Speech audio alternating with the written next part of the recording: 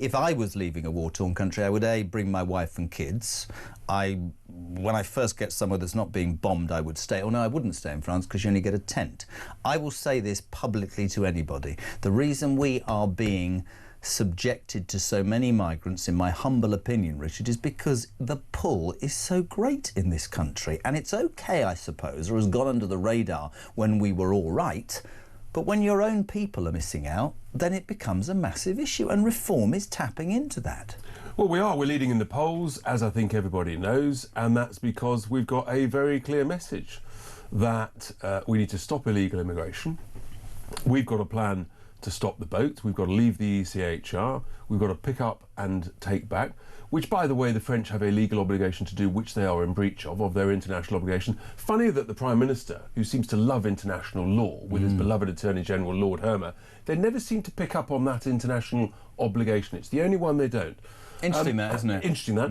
And then, obviously, on legal immigration, the numbers are completely bonkers, and that's why we've been saying, actually, we need net zero immigration. But don't you be insulting net zero because you go to prison. You could go to prison. No, but the get out of jail card is that it's net stupid zero. Yeah, but then you could basically face life imprisonment, according to Dale Vince, if you say stupid net zero.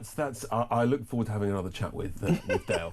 Look, the reality is the immigration system is completely out of control, and the scandal this week of the Afghanistan super injunction has I think highlighted to people that not only are billions of pounds allocated to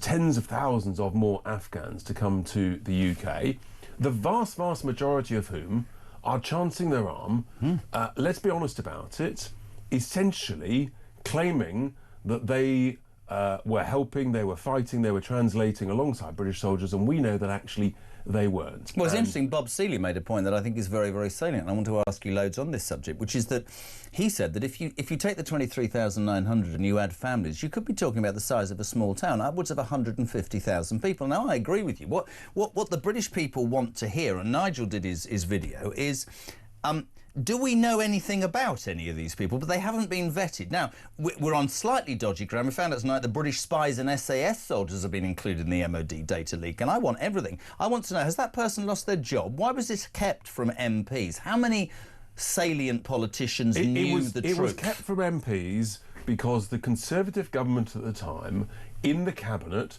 talked about it, had a debate, and decided that they would keep this from the British people. So Mel Strive, when he told Mike the other day, didn't know he was lying? There was a number of people in the Cabinet who knew, they had a discussion, and they decided to keep it from their fellow MPs, to keep it from Parliament, to keep it from the British people, tens of thousands of Afghans, and that they would not include them in the immigration figures, is the allegation, that it would cost billions of pounds, and they were quite happy to keep a super injunction for a couple of years.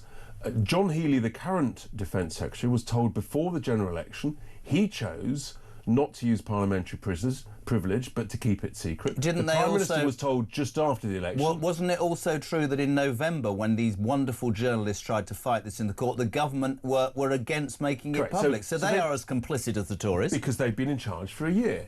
If in the first few weeks of their office they had come to Parliament and said, look, this is wrong, then I think the British people would have had a different view about the Labour Party. But, you know, this is... And so I was bobbing up and down yesterday in PMQs. I wasn't selected. Fine, lots of people bob, you often aren't.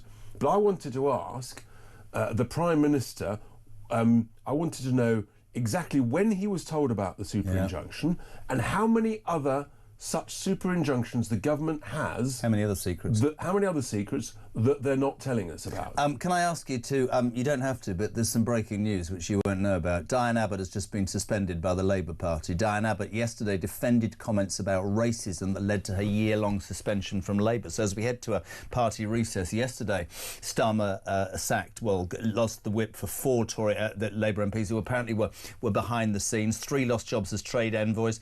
Diane Abbott has just been suspended from the Labour Party. Does Hardman Starmer think this is going to... Is he not thinking, hold on a second, Corbyn could hoover these people up, couldn't he?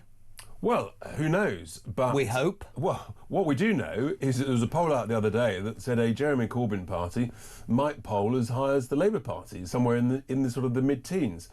Look, who knows? But it's quite clear that Starmer and Reeves have lost control of the backbenchers, and these decisions, it's a matter for them.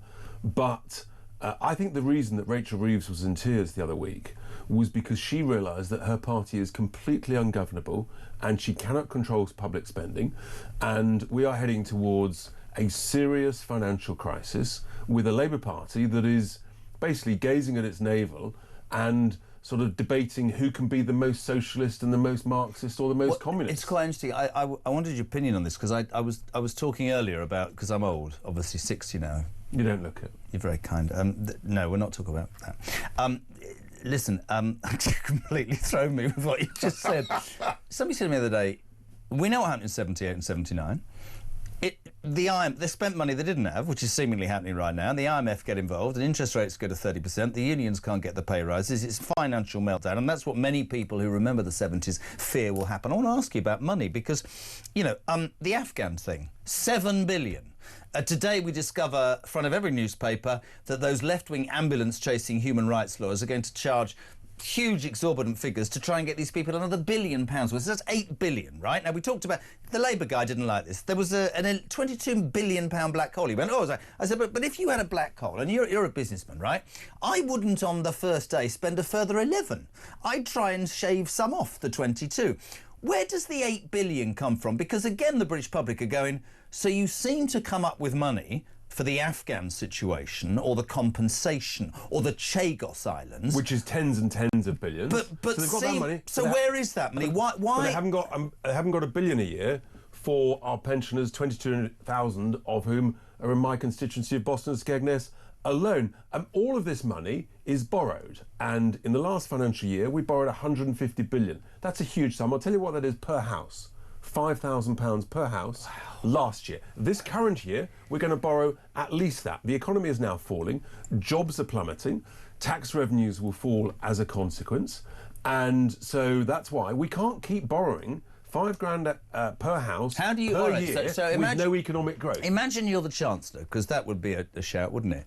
With your old money pin in your pocket. Imagine, just answer me this, right? So you get into power, and the country is skinned. As a businessman, right? What do you do? What is your ideology? Well, what's your thought process, Richard? What we've got to do, and everybody knows it because everybody sees it every day of the week, is cut the vast, obscene, negligent amount of wasteful spending that is everywhere, that we are now seeing in the 10 councils that we run. And we're lifting the lid of spending, and the contracts that have been placed, and the waste on the credit card statements, it's everywhere. Wasteful spending. So you've got to come down massively hard on wasteful spending. I said save £5 in 100. What I'm seeing so far, we could do at least that. And actually, you can achieve that. For example, take welfare. Right? We all want a world-leading welfare system for the genuinely disabled, the genuinely vulnerable, those who cannot work, who are looking for work. But why are we paying welfare of £1 billion a month to foreign nationals who supposedly came here to fill jobs, in other words, to work? Well,